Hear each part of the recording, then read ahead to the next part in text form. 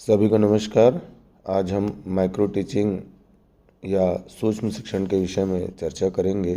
Micro teaching का प्रयोग शिक्षण अभ्यास के दौरान किया जाता है। माइक्रो टीचिंग शिक्षण में उपयोग में लाए जाने वाले विभिन्न प्रकार के कौशलों के अभ्यास का एक तरीका है। जब हम कक्षा में शिक्षण करते हैं तो अनेक प्रकार के कौशलों का प्रयोग हमारे द्वारा किया जाता है और इन कौशलों का एक साथ प्रयोग किया जाता है।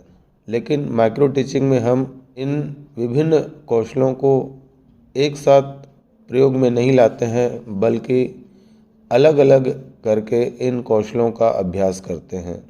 माइक्रो टीचिंग के माध्यम से कौशलों का निखार या परिमार्जन या सुधार करने का प्रयास करते हैं। जैसा कि आप सभी जानते हैं, कौशल व्यक्ति में जन्मजात होते हैं। कुछ कौशल ऐसे होते हैं जो व्यक्ति प्रशिक्षण के माध्यम से प्राप्त कर पाता है।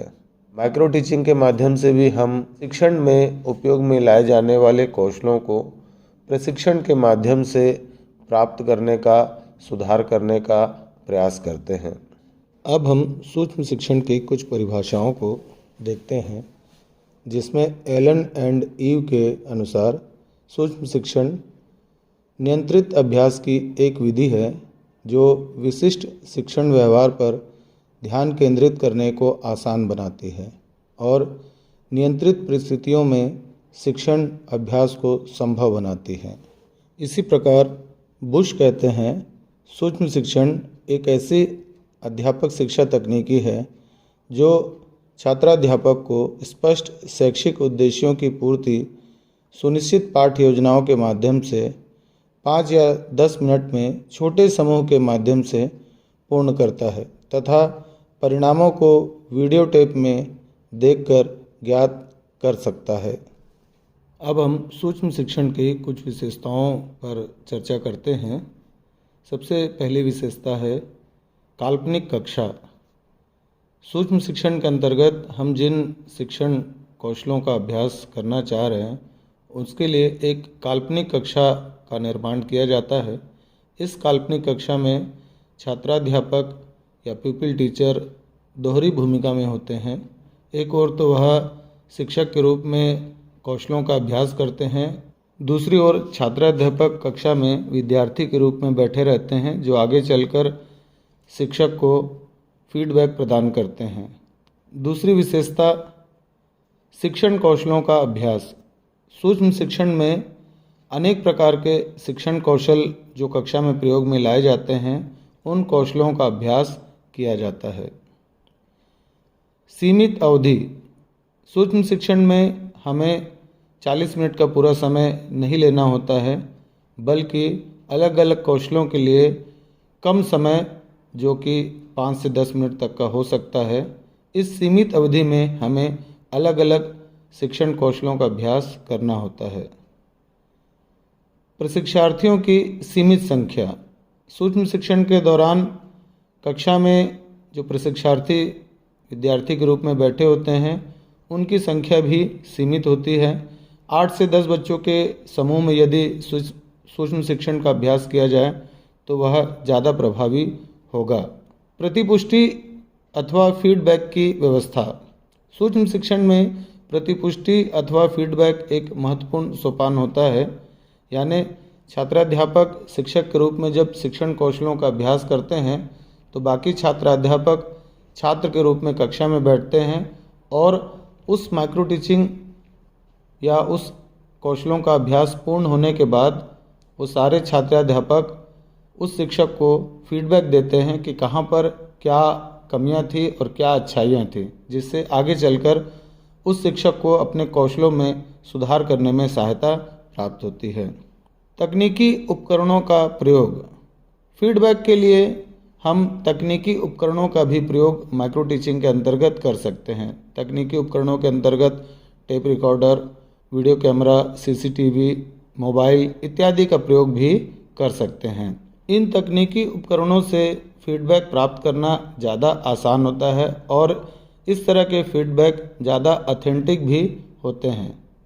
इस प्रकार हम देखते हैं कि सूक्ष्म शिक्षण कक्षा के अंतर्गत छात्राध्यापकों के द्वारा कम समय में किसी विशिष्ट कौशलों को लेकर की जाने वाली एक अभ्यास की प्रविधि है। जब भी आप माइक्रो टीचिंग करते हैं तो इस बात का अवश्य ध्यान रखें कि विभिन्न कौशलों को अलग अलग विभाजित करके अलग अलग कौशलों का अलग अलग अभ्यास किया जाए। कभी कभी हम एक से अधिक कौशलों को एक साथ मिलाकर अभ्यास करते हैं। यह प्रक्रिया बाद में की जानी चाहिए जब आप अलग अलग अभ्यास के कौशलों में पारंगत हो जाएं। सबसे पहले तो हमको ये बात ध्यान में रखनी है कि माइक्रो टीचिंग का प्रयोग हम शिक्षण महाविद्यालय में करते हैं। माइक्रो टीचिंग के माध्यम से जिन कौशलों का विकास हम कर रहे हैं उन कौशलों का प्रयोग आगे चलकर हम कक्षा शिक्षण में करते हैं, यानी कि जिस स्कूल में हम पढ़ाने जाएंगे या जिस स्कूल में जाकर पढ़ाएंगे वहाँ पर हम इन कौशलों का प्रयोग करते हैं। सामान्यतः ट्रेनिंग से पूछा जाता है कि माइक्रो टीचिंग कहाँ करते हैं, तो वे कहते हैं कि विद्यालय में। माइक्रो टीचिंग विद्यालय में नहीं किया जाता है, माइक्रो टीचिंग प्रशिक्षण महाविद्यालय में बीएड डीएड कॉलेज में किया जाता है। और जब माइक्रो टीचिंग के माध्यम से हम विभिन्न कौशलों में पारंगत हो जाते हैं तो उन कौशलों के माध्यम से हम कक्षा शिक्षण को प्रभावी बनाने का प्रयास करते हैं। इस प्रकार धीरे धीरे वह अपने कौशलों में सुधार करने का प्रयास करते हैं और इस सारी प्रक्रिया को ही हम माइक्रो टीचिंग या सूक्ष्म शिक्षण कहते हैं। अब हम बात करते हैं कि ऐसे कौशल कौन कौन से होते हैं जिनका हमको माइक्रो टीचिंग के अंतर्गत अभ्यास किया जाना चाहिए।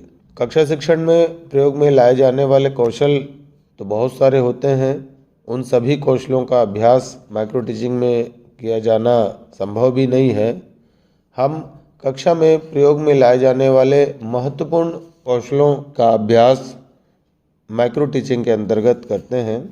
कुछ महत्वपूर्ण कौशल जैसे प्रस्तावना कौशल, इंट्रोडक्टरी स्किल, प्रश्न कौशल, क्वेश्चनिंग स्किल, व्याख्यान कौशल, लेक्चर स्किल, श्यामपट्ट कौशल, ब्लैक बोर्ड स्किल, उद्दीपन परिवर्तन कौशल, स्टिमुलस वेरिएशन स्किल, पुनर्बलन कौशल, रीइंफोर्समेंट स्किल।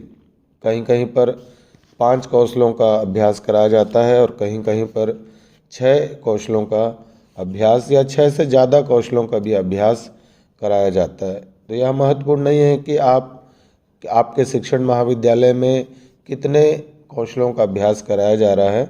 महत्वपूर्ण यह है कि माइक्रो टीचिंग के माध्यम से अलग अलग कौशलों का अलग अलग अभ्यास कराया जाता है ताकि आप उस कौशल में पारंगत हो पाए। हम बात कर रहे थे मुख्य कौशल कौन कौन से होते हैं जिसका अभ्यास ट्रेनिंग कॉलेजेस में या प्रशिक्षण महाविद्यालय में किया जाता है। तो सबसे पहला हम देखते हैं प्रस्तावना कौशल, इंट्रोडक्टरी।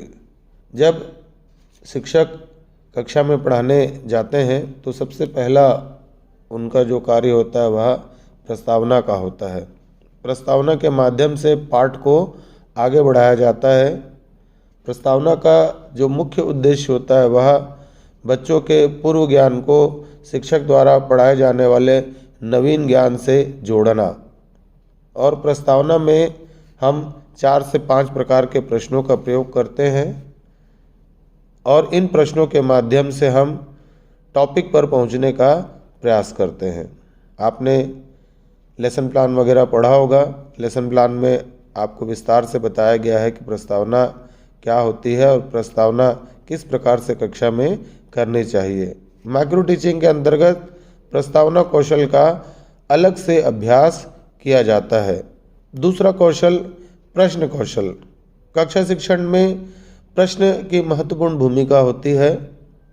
प्रश्न अनेक प्रकार से कक्षा को प्रभावी बनाने में, कक्षा को आगे बढ़ाने में हमारी सहायता करता है। प्रश्नों के माध्यम से बच्चों को सक्रिय रखा जाता है, बच्चों को उत्साहित किया जाता है, और बच्चों को पाठ से जोड़ने का प्रयास भी किया जाता है। इसलिए शिक्षक को प्रश्न पूछते समय अनेक प्रकार की सावधानियां रखनी चाहिए। प्रश्न का उद्देश्य कभी भी बच्चों को हतोत्साहित करने का नहीं होना चाहिए। प्रश्नों का प्रयोग बच्चों के ज्ञान के विकास के लिए किया जाना चाहिए। प्रश्न करते समय भी हमें कुछ बातों का ध्यान रखना चाहिए। प्रश्न बहुत लंबे नहीं होने चाहिए, प्रश्न द्विअर्थी नहीं होने चाहिए या प्रतिध्वनि वाले प्रश्न नहीं होने चाहिए कि प्रश्न हाँ या ना वाले नहीं होने चाहिए।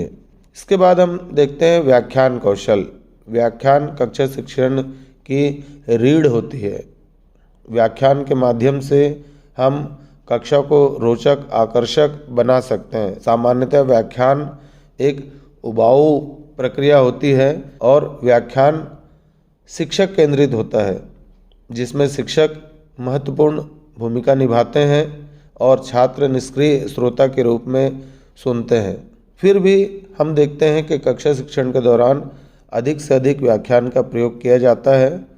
तो इसमें हम इस बात का ध्यान रखें कि जब भी व्याख्यान का प्रयोग किया जा रहा है तो व्याख्यान को रोचक बनाने के लिए हम कुछ उदाहरणों का प्रयोग करें, शिक्षण सहायक सामग्री का प्रयोग करें या ऐसा व्याख्यान हम प्रस्तुत करें जो बच्चों को रोचक लगे।